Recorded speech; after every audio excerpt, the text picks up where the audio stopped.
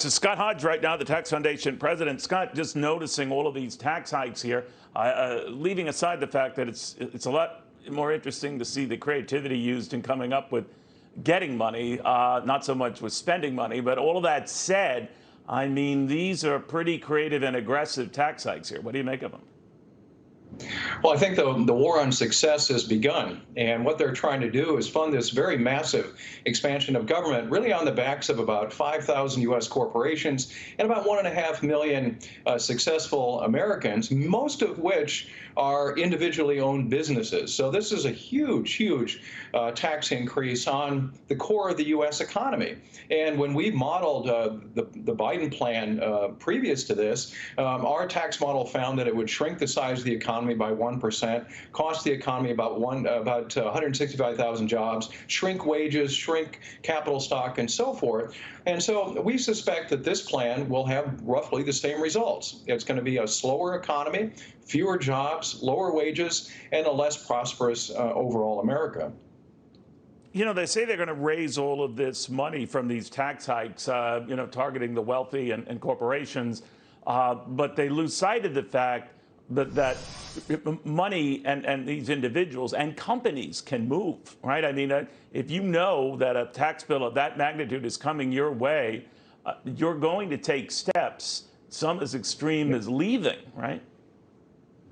Well, that's exactly right. They are rolling back tax rates to a previous era, especially on the corporate side, in which we did see a flight of U.S. companies seeking better tax systems abroad. Our models tend to show that this is going to happen again, that we will see an incentive for U.S. companies to shift operations abroad to try to find lower tax rates. At the same time, they're rolling back individual tax rates to a time in which we haven't seen before. The top rate, for instance, on individuals could rise as high as 46%. And then when you add in state rates, such as New York City, we're looking at total income tax rates of over 60%. And so you're going to see a flight of individuals away from cities like New York to places like Florida to seek a better and lower tax system. I just wonder where it all goes, though. I mean, capital can take flight. Corporations can take flight, but the thinking seems to be that that won't happen, that it's a pain in the neck to do. But if you're going to save a substantial amount of money doing just that, pain in the neck or not, you'll do it, won't you? Well, indeed. In fact, economic research has found that the economic burden of the corporate income tax largely falls on workers. In fact, one research study found that about 51% of the economic burden of the corporate income tax falls on workers through lower wages. And the groups that are most harmed by that are women, low-skilled workers, and younger workers, the most marginal workers in the workforce. And so what we're going to see from raising corporate taxes is a shrinkage of those kinds of jobs for the most vulnerable people in America. You know, Scott, obviously you have to follow this day by day, hour by hour on the day, on where it's all going.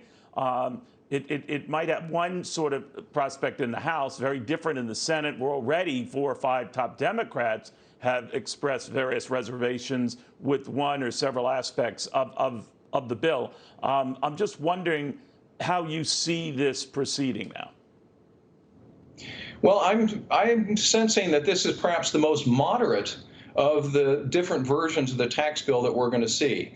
I suspect that the bill that will come out of the Senate Finance Committee, which is headed by a very progressive Ron Wyden from Oregon, is going to be much more aggressive in taxing the rich than what we're seeing in the House side. So where they end up compromising will be interesting to see, but I dare say that it's probably going to be a lot more progressive than even what we're seeing today and trying to analyze the impact of.